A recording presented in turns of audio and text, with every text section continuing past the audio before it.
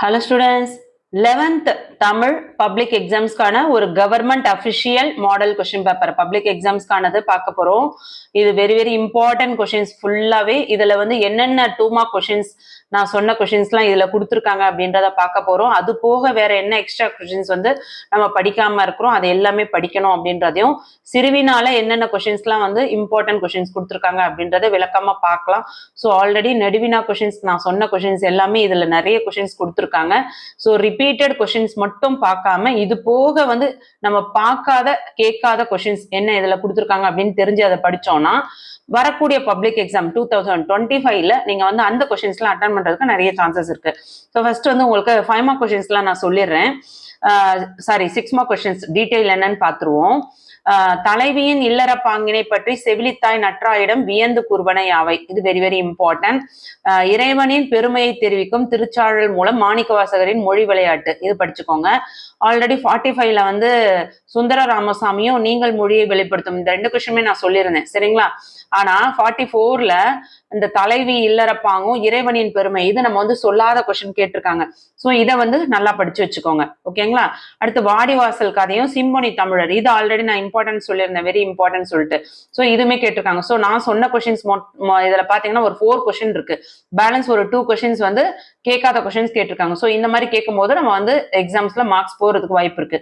அதனால தெரியாத கொஸ்டின்ஸை தயவு செஞ்சு படிக்க பாருங்க. மனப்பாட பகுதியை பொறுத்த வரையும் இம்பார்ட்டன்ட் படிக்க முடியாது, எல்லாமே படிச்சே ஆகணும். 10thலனாலும் வந்து ஃபர்ஸ்ட் ஹாஃப் செகண்ட் ஹாஃப்னு பிரிச்சு படிச்சோம்.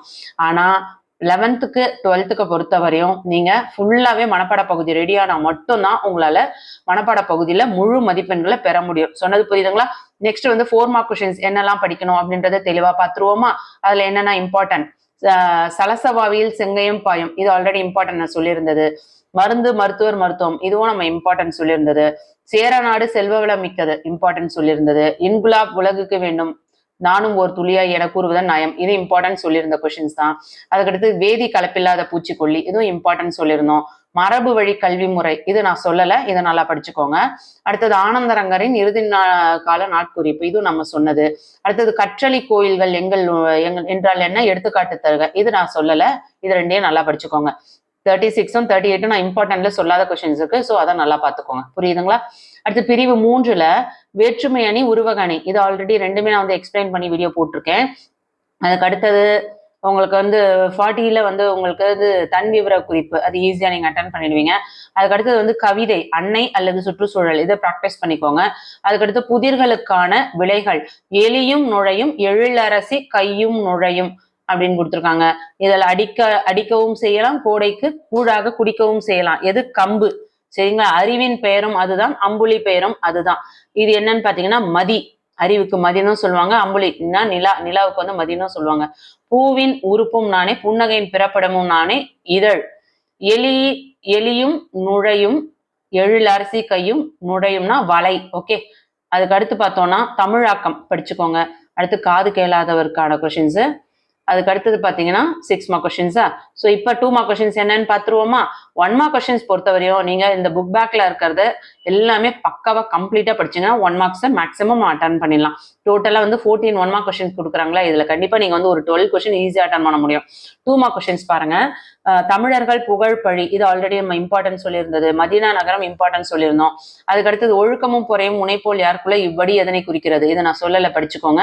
உழைப்பாளர்களின் தோல் வெளிமையால் விளைந்தனை யாவை, இதுவும் நான் சொல்லல, நல்லா படிச்சுக்கோங்க. அதுக்கடுத்தது 2 மார்க் கொஸ்டின்ஸ்ல நாழிக்குள் திணிக்கும் மருந்து போல் என் ஓமை ஜீவானந்தம் பேச்சுட ஒப்பிகை, இது இம்பார்ட்டன்ட் சொல்லியிருந்தோம்.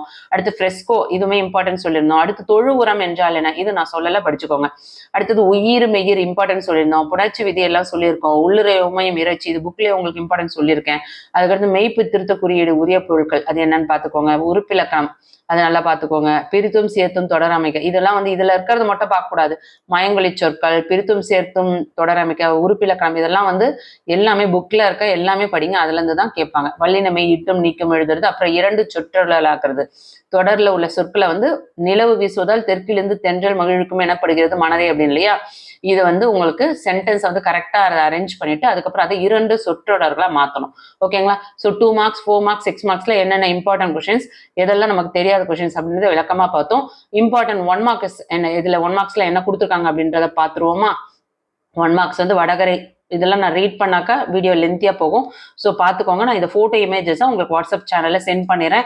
ஸோ வாட்ஸ்அப் சேனலோட லிங்க் உங்களுக்கு டிஸ்கிரிப்ஷனில் கொடுத்துருக்கேன். இந்த பிடிஎஃப் வந்து ஒரு பெரிய லாங் பிடிஎஃபாக இருக்குது. ஸோ என்னால் சேவ் பண்ணி உங்களுக்கு பிடிஎஃபாக கொடுக்க முடியாது, சாரி. ஸோ இதை வந்து நான் ஃபோட்டோ இமேஜஸாக உங்களுக்கு நான் வாட்ஸ்அப் சேனலில் ஷேர் பண்ணிடுறேன், டெலிகிராம்லேயும் ஷேர் பண்ணுறேன். ஸோ ஜாயின் பண்ணாதவங்க லிங்க் டிஸ்கிரிப்ஷனில் இருக்குது, ஜாயின் பண்ணிக்கோங்க. சரிங்களா? இந்த வீடியோ யூஸ்ஃபுல்லாக இருக்குன்னா ஒரு லைக் கொடுத்துட்டு பாருங்கள். நீங்கள் கொடுக்குற லைக் தான் எனக்கு மோட்டிவேஷனாக இருக்கும். நம்ம வந்து நாளை வரையுமே வந்து தொடர்ச்சியாக வந்து இன்னும் ஒரு 3-4 மாடல் கொஸ்டின் பேப்பர் உங்களுக்கு நான் அப்லோட் பண்ண போகிறேன். ஸோ அப்லோட் பண்ணலாமா வேண்டாமான்னு கமெண்ட் பண்ணுங்கள். இந்த வீடியோ யூஸ்ஃபுல்லாக இருக்குன்னா ஒரு லைக் கொடுத்துட்டு பாருங்கள். இந்த வீடியோக்கு கண்டிப்பாக ஒரு 500 லைக்ஸாக வந்தால் தான் நான் கண்டிப்பாக வந்து தொடர்ச்சியாக உங்களுக்கு வீடியோஸ் போட முடியும். இல்லைனா கண்டிப்பாக நான் வந்து 10th வீடியோ போட போயிடுவேன். சொல்றது புரியுதுங்களா? ஸோ வீடியோக்கு லைக் கொடுங்க. Okay, thank you.